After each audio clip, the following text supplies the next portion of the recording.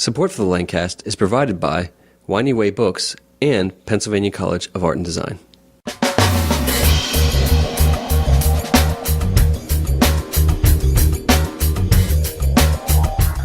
Welcome to the Lancast. I'm David Moulton. And I'm Keith Slesser. And I'm Jason Mundock. And this is Guys Night. Woo!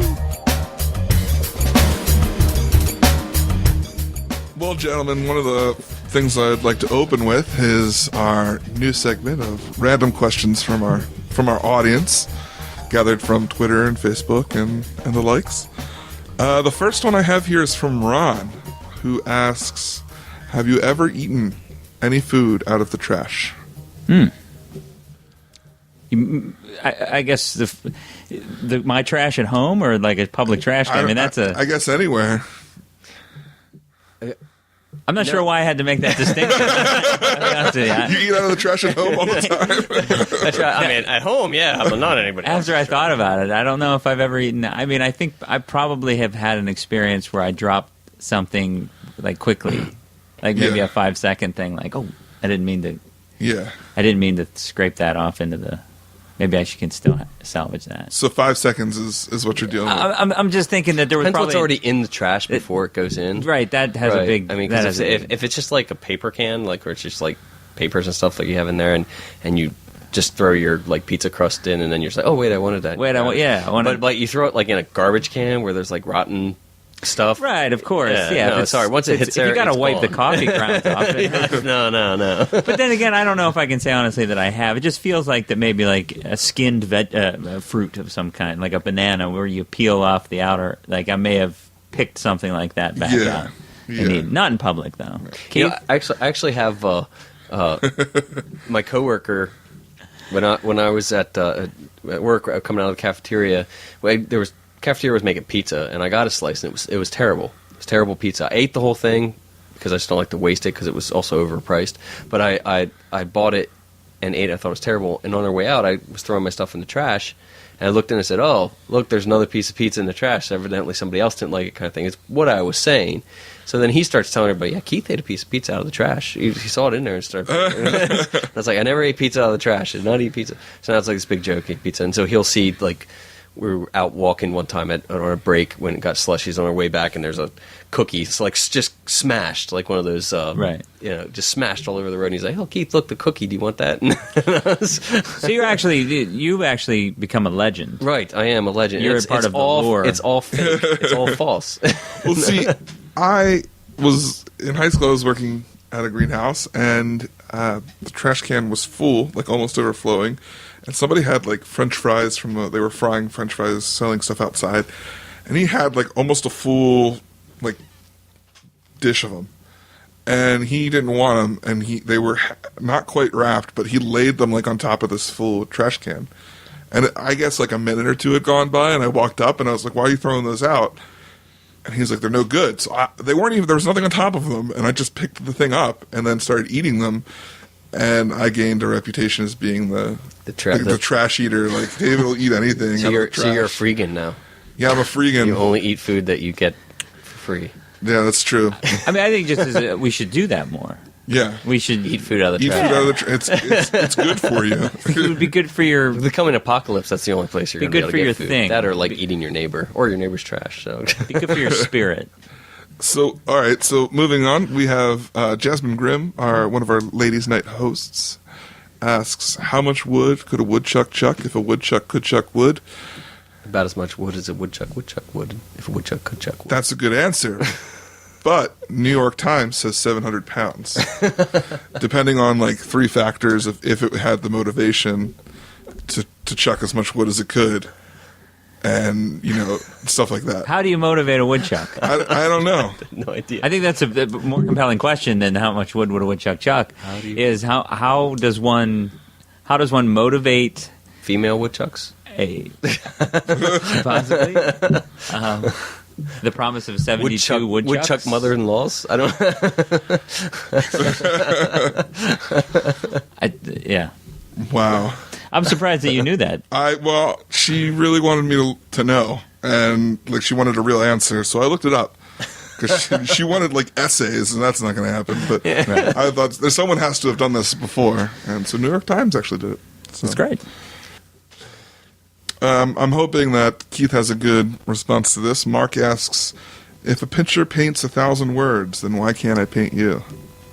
Because I'm a million words. It must be easy because Keith just recently painted a picture of me. It's almost a perfect rendition. Yes, it is. Of Did you really? Or you just... No, I did. A picture of it's a caricature of David. Yeah, I'll have to show you. Oh, you posted it on Facebook. Yeah. Yeah. Okay, I saw that. Yeah, it looks. I didn't. Like... I just saw it as I was scanning by. I didn't You're realize. like, whatever. There'll be T-shirts to come. Brian asks, boxers or briefs? Briefs. Briefs. No, boxers, without question. Really? Yeah. Briefs, because just got too much that needs to be handled. Doctors recommend briefs. Did they really? Yeah. Why? What's support? All right. You're supposed to have a certain amount of support. No, it's for me. It's just a I'd wear dresses if we could get that shift. It's just more comfortable.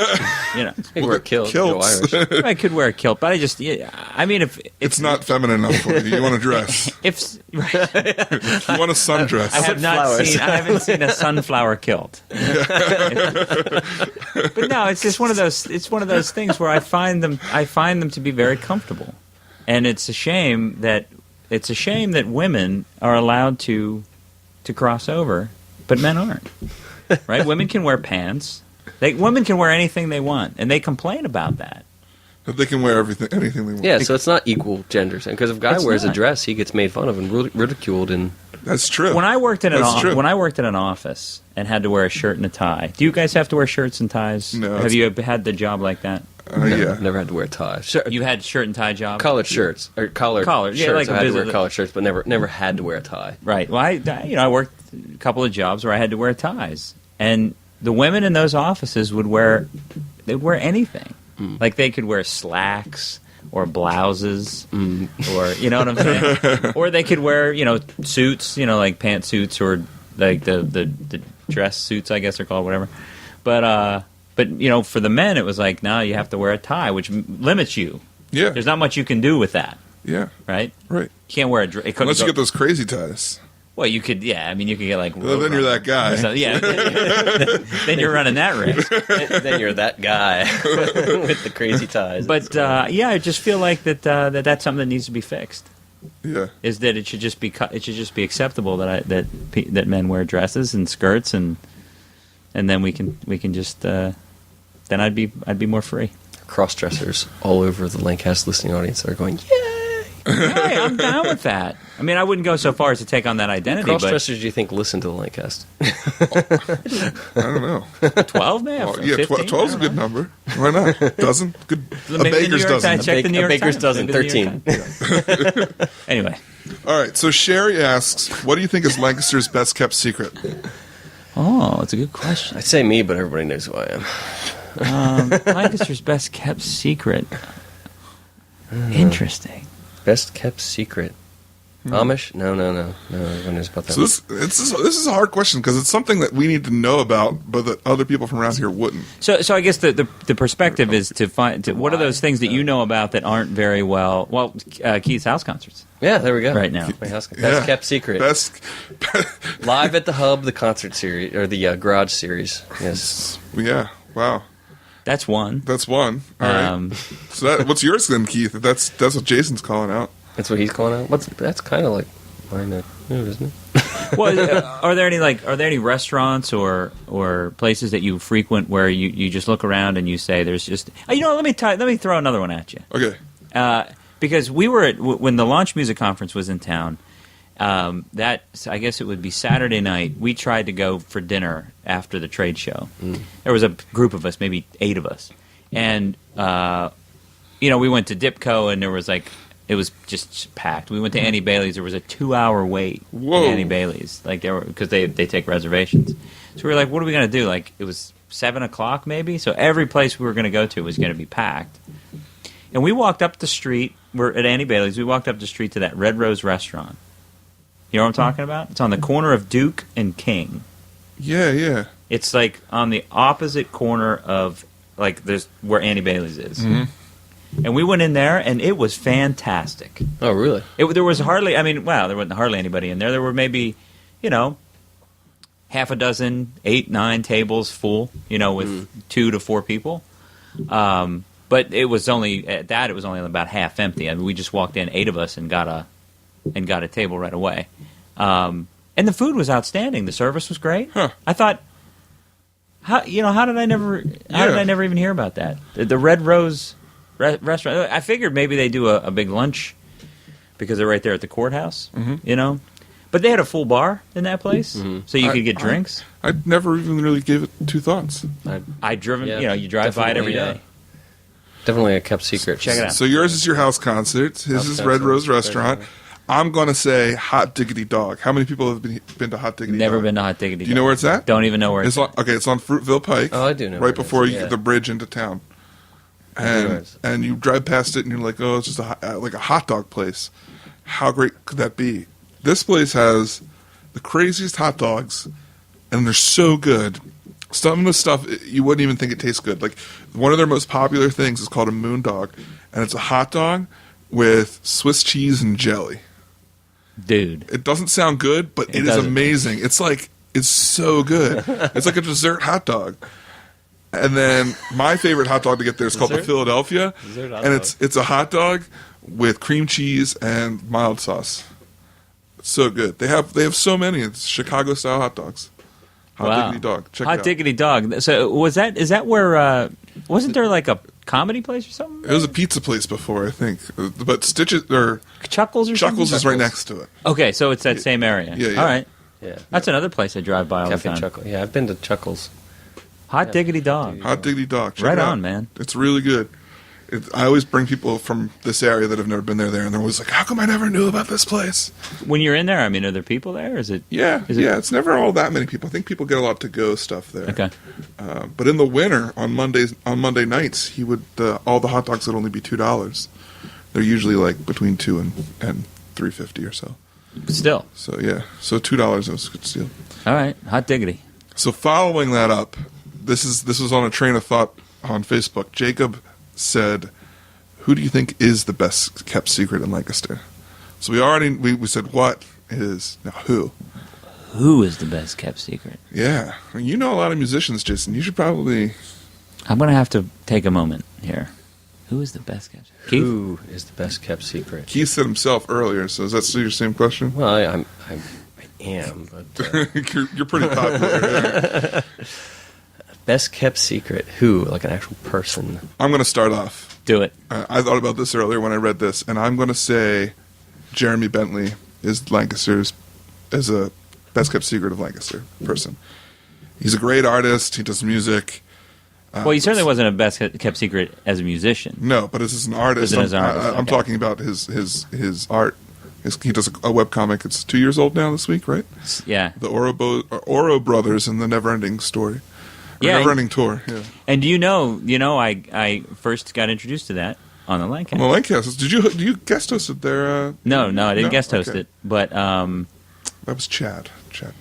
Yeah, that's when I first, and I've read it religiously ever since. Yeah, it's good. It's a music webcomic. It's funny. I myself have been guest starred on it. That's right. It was pretty awesome. I'd buy that. I think it's a great comic.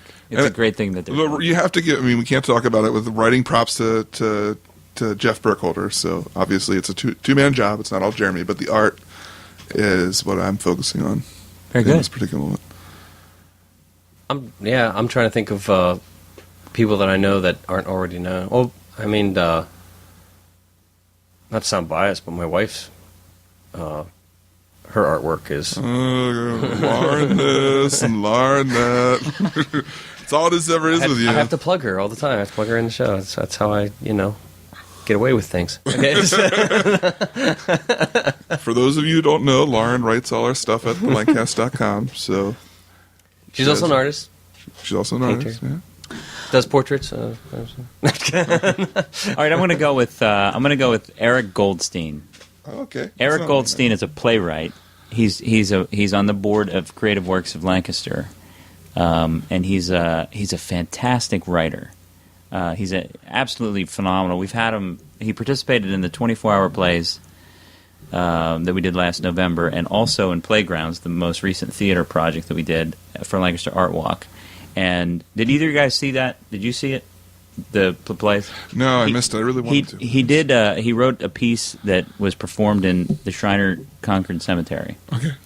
And it was three characters, two of which were Abraham Lincoln and James Buchanan, having a beer the night before the Gettysburg Address in that cemetery. Wow. So it was site-specific.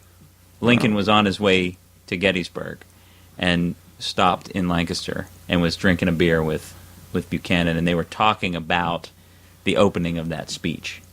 They were brainstorming. And then there was the cemetery keeper, an older woman who was also part of the play, played by Candy O'Donnell. Joel Lesher played Buchanan, and Andrew Zahn played Abraham Lincoln. But the script was just remarkable. It was so clever. Like, in the context of that performance, you have the audience coming from the first site to the second site and coming into the cemetery following a pied fiddler. So there's this fiddler playing tunes, walking down the street with 100 people behind her. Wow. And the people come into the cemetery and sort of gather around this particular place, and these two guys come walking in the other way, dressed in suits and bow ties, drinking a beer. Lancaster Brewing Company beer, by the way. And had a product placement. And then they come walking in, and they start talking, and about a third of the way through the play, you find the play reveals who it is and who's and what's going on, and then the setting reveals itself. So Wow. that's my plug. I'm giving it Garrett Goldstein. Garrett Goldstein? Eric Goldstein. I screwed that up. Eric Goldstein, local playwright. Great. Well, we have about 3 more of these. Mike Snyder, who's been on the show several times. Mike Snyder and The Magic of Mike Snyder and Donna. He says, what's your favorite locally made food or beverage? Example gratified, things like ham and pretzels, Turkey Hill iced tea, or ice cream products, Lancaster beers, Hers chips, etc. Ooh, I'm going to have to go with Turkey Hill ice cream. Specifically, Philadelphia-style vanilla is my favorite ice cream, even though I can only have it very rarely because it makes me sick because I'm lactose intolerant. But it's worth getting sick over. I actually had a friend had it shipped down to me when I was living in Dallas, Texas, which I know was incredibly expensive because it had to be shipped in dry ice and everything sent to me. But Wow. But because I just love Philadelphia-style Turkey Hill Philadelphia-style vanilla ice cream. But so that's probably the best. As far as beers, I'm gonna be hated by a lot of beer snobs here, but there's most of the local beer brewing companies. I don't like their beer. Whoa, Jason just punched Keith in the face. Whoa, calm down. Next time it's the figure 4. I'm gonna, I'm gonna challenge you on both fronts and say the Creamery. I'm gonna say the Creamery for ice cream. They make some just absolutely remarkable ice cream. David and Carmen's. David and Carmen. I will agree with you. I've everything I've had there I have liked. Yeah. So yeah. So I think I'm not going to take away from the Turkey Hill thing. It's a different thing. Yeah. Right. You know what they're doing, but I have to shout out to them, to David and Carmen's Creamery, because it's phenomenal, and every time we go there I think I have a different flavor, and it's all been fantastic. Beer wise, I liked Milk Stout was one of my favorite beers, the Lancaster Brewing Company Milk Stout, and I've turned that on to a lot of folks who've come to visit and rave reviews. So yeah, that's what I'm going to go with as far as a local beer. I'll go as far as food locally, right around here. The Captain Gus's cheesesteaks, right up the road from where we're recording right now. I think he meant a brand, though. So plus you already had one. Oh, he meant a brand. So you don't Sorry. get no. Okay. It doesn't work. Nope. I'm just kidding. Carmen and David's isn't necessarily. They make their own ice cream. So he makes his own cheesesteaks. Which He doesn't make the steak. Doesn't make the well, steak, nobody it's makes the steak. Cows make the steak. People make mistakes. Oh, sorry, bad joke. I'm gonna say it's a hard tie between Turkey Hill iced tea, which I don't drink a lot of, but I really enjoy, and Lap Valley Farm ice cream, which I haven't had a lot of, but every time I've had has been amazing. They're out in New Holland. Have either of you ever had it? No. I've heard it. I've never had it. People like travel from all over to go to this farm and get ice cream. Lap Valley. Lap Valley Farm. Does Square One Coffee count as a brand? Ooh, yeah. Oh, Square One I'm Coffee. surprised Why didn't neither- anybody say yeah, that? I would say Because Keith got me all jazzed up about the beer Yeah, comment. You got a Man. little violent there. You have little issues with Yeah. that? Or? I do. Yeah. Yeah, Jason, I just want to say, I didn't mean to offend you. I want to say from the bottom of my heart, get over it. But I'm going to end this beer debate and just say Square One Coffee is another sleeper. I'm right with So you on hard that. it's I practically absolutely beer. agree with him on that. Square One Coffee is the best coffee in Lancaster. Best coffee in the state, the world. Yeah, I like Square One Coffee quite a bit. Okay, so 2 remaining ones. John asks, why do hot dogs come in packs of 10 and hot dog buns come in packs of 8? I actually did the research on this question. It's a marketing ploy. Do you want to guess? Money. It's not a marketing ploy. It's not to sell more because you got to buy. It has to do with hot dogs are about a pound for every 10, so they sell them by roughly by a pound, and that's why they come in packs of 10. And then hot dog buns will come in packs of 8 or 12 because of, I don't know, bakery multiplication or something like that. The hot dog one was the one that was easiest to explain Whatever. in the essay that I They're read. feeding you a line, man. It's marketing.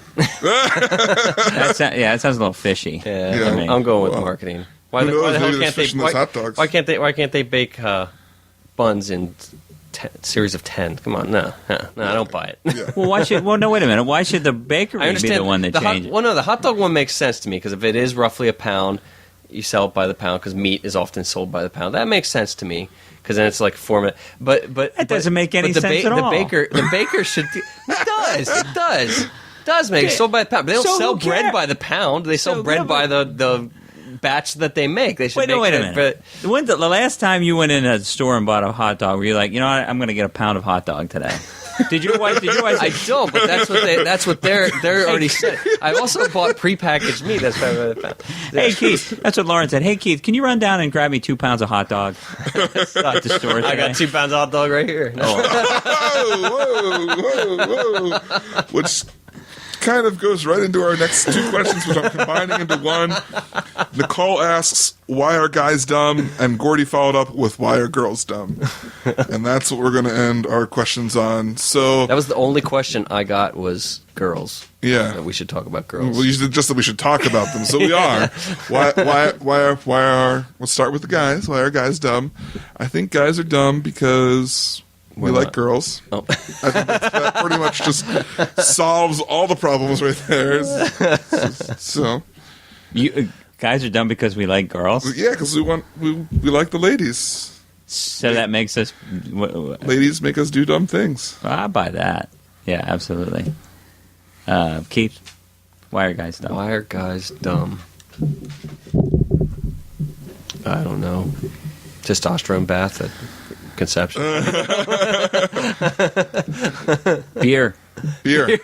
Okay. So I think beer. if we go, why are ladies dumb? Well, I don't think I've ever known a dumb lady in my life. So my phone number is 555. I'm just kidding. I think I'd like to rephrase the question so as to not get into any trouble. No, I'm sorry. You're already in trouble because to he named answer- his wife the best kept secret, and then you were like some other guy, and not your wife. So you're already in the doghouse here. Okay, it's valid. That's valid. No, I'd like to rephrase this to why do guys or why do gals do dumb things? Okay. Because I don't think that inherently anybody's. So there's a sexual trait. Yeah, it's It's not dumb. gender. It's But not gender wise. What I think there's causes dumb guys and dumb girls? Right, exactly. I don't know. So what causes women to do dumb things? And the thing that pops to mind first is things like I don't even know how to phrase it properly. The jealousy or the that See, that thing. I think you can narrow it down. And Both sides even farther. Like I think it's guys and girls do dumb things for the same reasons. I think to be accepted. Maybe you're right. Yeah. Hey, that's I mean, a legitimate answer. That's pretty good.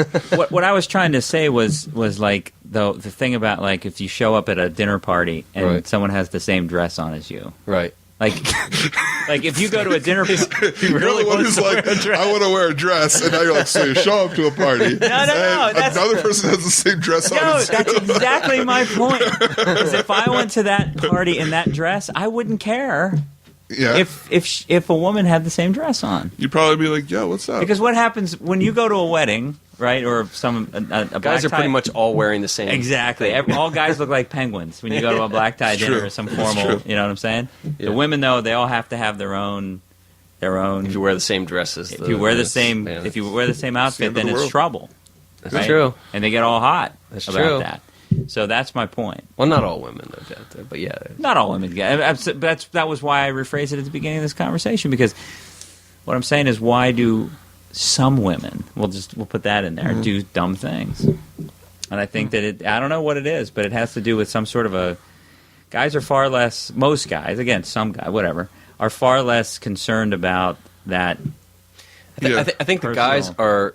The thing is about the guys, it's they don't have the dress, or like they're all dressed the same, but it's the girl that's on their arm that's their status symbol. That's interesting. Whereas the girl, That's interesting. her dress is her status symbol. The guy, the Yeah. girl, the whole package is his status symbol. So, Nice. because you can see guys get riled up sometimes over girls, you know. If they Oh, see- absolutely. yeah. So, true. Especially when they drink beer. right, exactly. Well, I think that we can pretty much bring this to a point and say that guys or girls that podcast are obviously not dumb people, No. especially if they do on the Lancast. Right. No, absolutely not. Exactly. So that's Anyone like- who's been on Lancaster is not dumb. Yeah, that's true. I've said it. I've said Whoa. it now. It's true.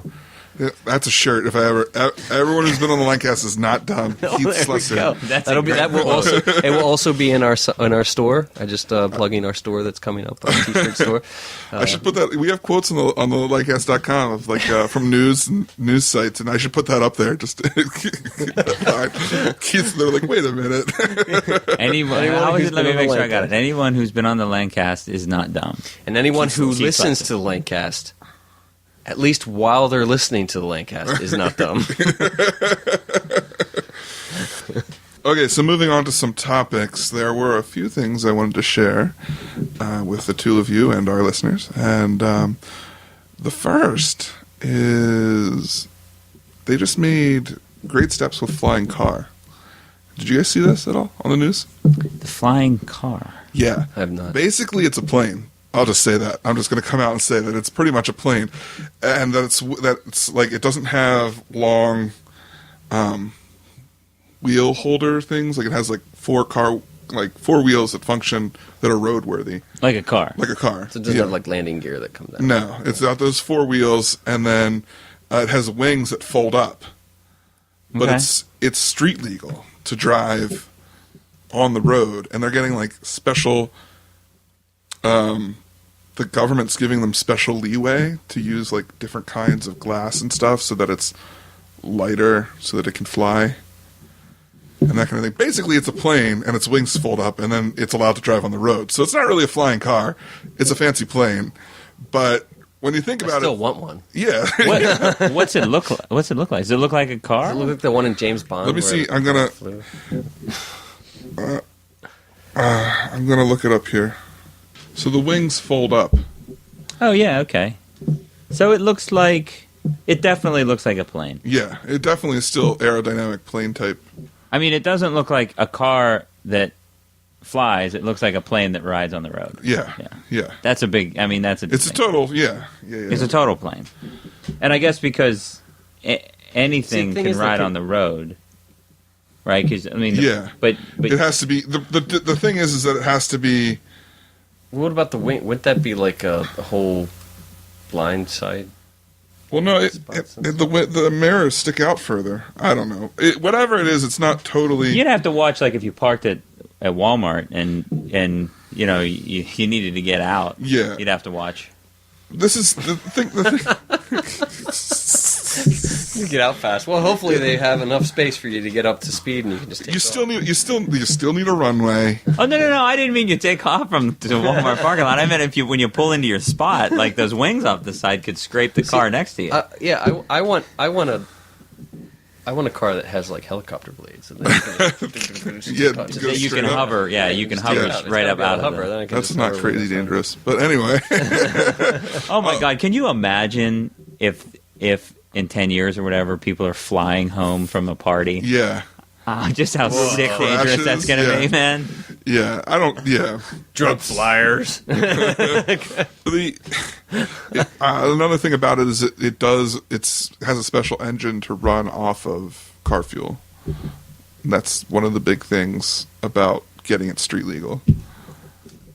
Is the type of fuel, because jet fuel is more flammable. Sure. But crazy. But don't you think now is the time? Like now is the perfect opportunity to like bypass that whole fuel thing. Right? I mean, we've been talking about this for 20 years of getting away from gas and oil. Yeah. If you're building a flying car, let's skip gas and go straight to like battery or something. You know what I mean? If this ever makes it, it's going to be like CEOs and stuff like that who own it, or like plane enthusiasts. Right. It's not going to be something it's not going to be a actually common practically. Well, eventually it will. Oh. I mean, 100 years ago, the automobile was reserved for true. Wealthy people. I think if flying cars ever do work, it'll be something where like it only hovers a little bit. It doesn't like fly anywhere as much as it just is not on the ground. So Can you it's imagine not, the air it's not, traffic control with that? Like I think that's what I'm saying. Like it'll just hover enough off the ground that we're not wearing and tearing and like spending money on roads anymore. Right, and tires and things like it's that. more like a hovercraft than it's time. I think it's time for a hovercraft. I mean, they've been the future since the 60s. I don't understand why those big hovercrafts didn't ever take off for personal travel. Ones with the big balloon things on the bottom. Then we just have sand roads. Would be fine.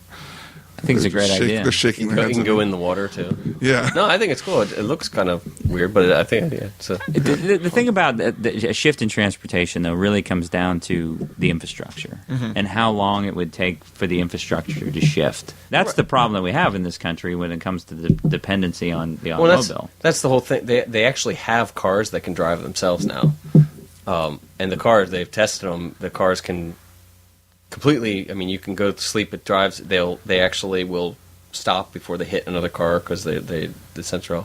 The only reason they can't put them out on the road is because the human drivers that are still on the road. So they have to. They're actually talking about. There talks about possibly building an entire highway network just for these cars, that just these cars will ride on. And it uses GPS navigation, and you can it just follows and goes. Follows the path. You just plug in where you want to go in it. Yeah, but it senses all the other cars around it. And actually, they don't need any like traffic lights or stops on this road because the car can sense other cars and stop, and it will actually communicate with the other cars and decide which one's going to go first before they get to the. That's cool. Intersection and stuff, but the problem is they can't put them on the regular road because it can't make a human driver. Yeah. Not. Everyone would have to switch over. Right. Everyone would have to switch over. The government would have to say, okay, this is the way cars need to be from now on. Imagine a four-way stop. Right. With a mix of. Yeah. That would. Yeah. Exactly. But these cars actually have like the way they design it. You actually enter in from the front. They're a lot smaller. They don't need to have all of the collision stuff on them that other cars have because the collisions just don't happen with them because they're just like. So they've been tested so rare so that they can eliminate a lot of the weight and stuff on a vehicle, so it can be a lot more fuel efficient and everything because they can eliminate a lot of the weight that the whole firewalls and all the stuff that's. Yeah. Well, I think one of the dumbest things that we've done in terms of traffic is subjective traffic situations like the four-way stop. Yeah. It's you know what I'm saying? It's the worst.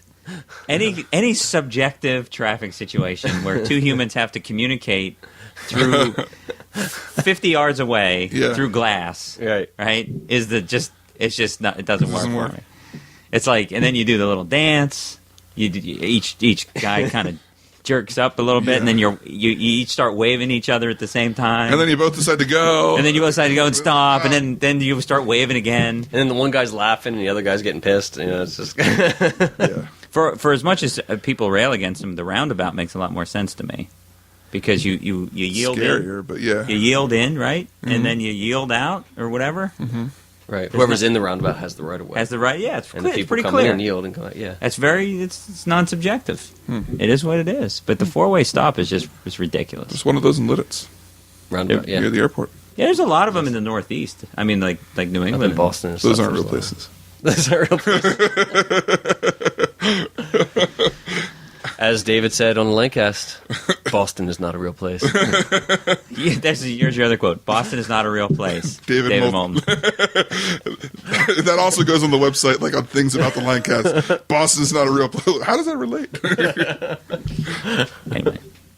Boston's not been acknowledged by the Lancast, so therefore it doesn't Doesn't exist. exist. It's like Only things acknowledged by the Lancast are important. Yeah, it's true. Another quote. Well, the other thing I wanted to share with you guys is what I think might be the most creative thing going on online right now. And I know I say that, and some people will be like, oh, there's more creative stuff going on. But, okay, so in my circles and exposure to the internet, are you guys familiar with the The internet, the interwebs. It's the internet. You can't just drive a truck through it. That's I hear they have electronic mail on that. Is that the series of hoses and tubes? Yes. There's water and oil and blood. I'm with you. Okay. So it's called the Lizzie Bennett Diaries. And when I shared with my friends about this, I was like, I want to talk about this. They were like, that's kind of a girls' night thing. Like, you should have the girls talk about that. But I'm like... Did you ever hear of it? No. Yeah, you probably haven't, and that's why I wanted to share it with you. Okay. Are either of you literature fans? Like, classic literature fans? No. Are you familiar with Pride and Prejudice? Yes. Yeah, sure. Okay, so you know the story. Well, no. You said, are you familiar with Pride and Prejudice? So, so Pride and Prejudice. I saw the trailer. Sold. Well, either way, I mean, I don't know how much this would appeal to either of you, but if you just look at it from an artistic standpoint, it's really interesting. It's called the Lizzie Bennett Diaries, and it's done by Hank Green and another lady. And for those out there who are nerd fighters, they'll know who Hank Green is. And if you're not a nerd fighter, look him up. He's pretty cool. Anyway, so these two people write it, and what it is it's Pride and Prejudice told through new media, and in a way that it's never a good story has never been told before. Not a good story, but like a classic story has never been told.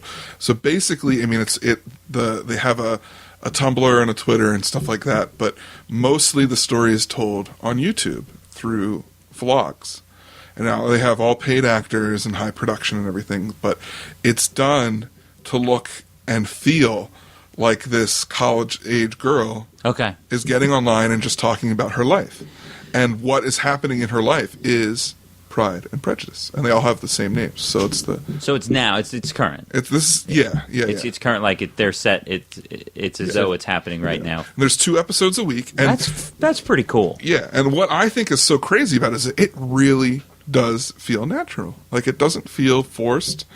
At no point do I think that this girl doesn't look like the type of girl that would be doing this. I mean, the way that and it's great because like the way that they incorporate things that other people would say in the books is she'll be mocking her parents, and then she'll act out like, my parents would so be like this, and she like puts a funny hat on and puts a voice and tries to do her mom or do her dad, and so she lives with her parents and her 2 sisters, and they have like, the part of the set is you can see into the hallway, and like one sister has a room across the hall and one's right next to her, and the sisters will like barge in when they hear her talking about stuff and interrupt, and it adds to the story, adds to those characters. So at this point there's only 4 people that you actually see. It's her friend, her, and her 2 sisters, but yet they're telling the story of like 13 people. So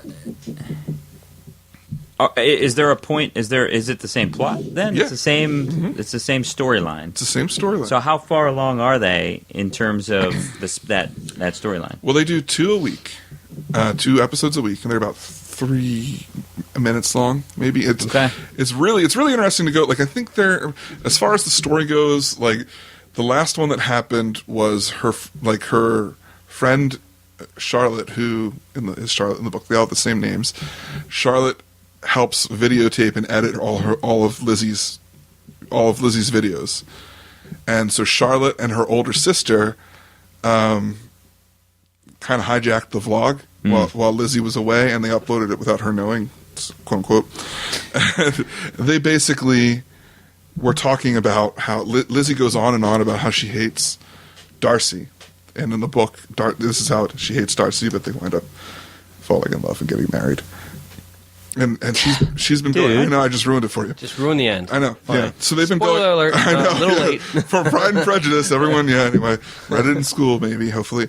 So Jason didn't. yeah, apparently. Look at that long hair. He doesn't. I did not read a book in school. I'm not even kidding you. I Man. know. I'm not even surprised. No. Nobody in our school did. I did not have. Our curriculum did not have us read a novel. Really? In school. Wow. School. Okay. Yeah. So don't give me a hard time. All right. It's your school's fault. It was the school. Yeah.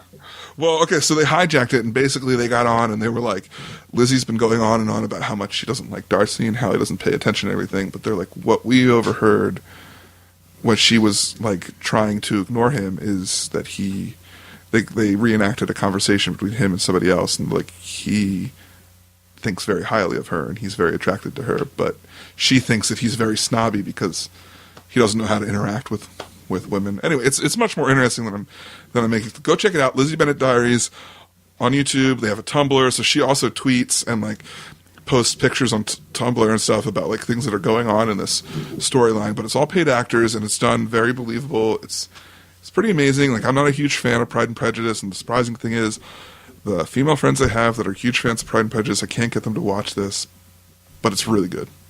So go watch it.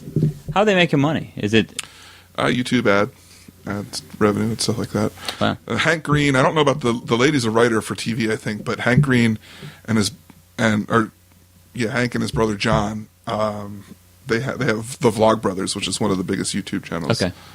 That's pretty cool. Yeah. That reminded me of a theater project that's happening in New York. That I don't actually know much about the details, but I supported it on Kickstarter because it was such a cool idea. And the idea was that they took Romeo and Juliet and they broke it apart into the scenes and sort of, this is my understanding, it might not be completely accurate. They took each scene and wrote like a description of that scene and handed it off to a playwright without telling them what it was from or what it was part of contextually, and just said, write this scene, right? And however you want, like in whatever style you want, here's a description of it. So, two lovers, one da-da-da-da, and then they're took those all back together, and that's going to be the show. That's going to be the script for Romeo and Juliet. Wow. It's going to be amazing, although I won't see it because it's in New York and I won't be there. But I'm pretty sure it's happening in early summer. So, speaking of Kickstarter plays, I will send the link so we can please link do. to it in the show post. Have you heard of Batman the Musical? No. It's fabulous. It's hilarious. It's these guys kickstarted this and they wrote music and everything, and then they performed it at some theater group. And it's Batman the Musical, and basically it's like Batman's pretty much just a dick, and Superman like wants to just be his friend, but Batman's like, I don't need you. And and the costuming is so great when he's flying around in the Batplane. Like it's just the guy who's playing Batman with this like cardboard getup that he wears over his shoulder that makes it look like a giant plane around his waist. Wait, have you seen it? Yeah, it's on YouTube. They filmed the performance, and that's great. I would love to get the rights to like put it together and perform it. Like, produce that show. Yeah, Woodstove House. There we go. Get that. Put that in the queue. Yeah, Batman the Musical. Yeah, sounds great. Well, guys, we've been talking for far too long, I'm sure. Especially you, David. I know. I dominated this episode. What's up with that? You guys took a backseat. You brought it. It's refreshing, man. Yeah. It must have been all that tasering I did after the last one. Why do you guys talk so much? Yeah, I still have scars. My nipples will never be the same. Well, anyway, we're going to bring this to a close. So once again, I'm Keith Slesser. I'm Jason Mundock. And I'm David Moulton. Thanks for joining us for Guys Night. We hope you've been enjoying the Lancast. This episode was produced by myself, David Moulton, with show notes by Keith and Lauren Slesser. All pertinent links to this episode can be found in the show notes at thelancast.com. If you specifically liked this episode, we ask that you consider making a donation. Every little bit helps. Even $1 a show can keep us going. If you'd like to help support us, you can do so by going to thelancast.com/donate. And don't forget to subscribe in iTunes and tell a friend about the show. So, for the Lancast, I'm David Moulton, And I'm Keith Slesser. asking, are you in the cast?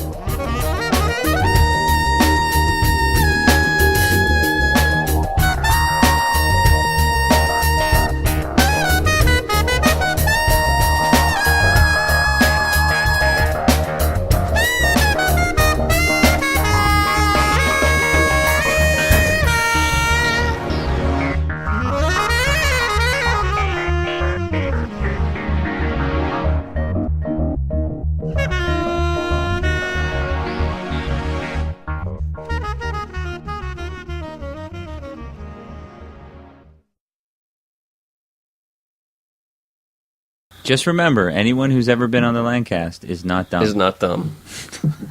Keith Slesser. He always have to end with Keith Slesser to make it sound like he's... A reading from the book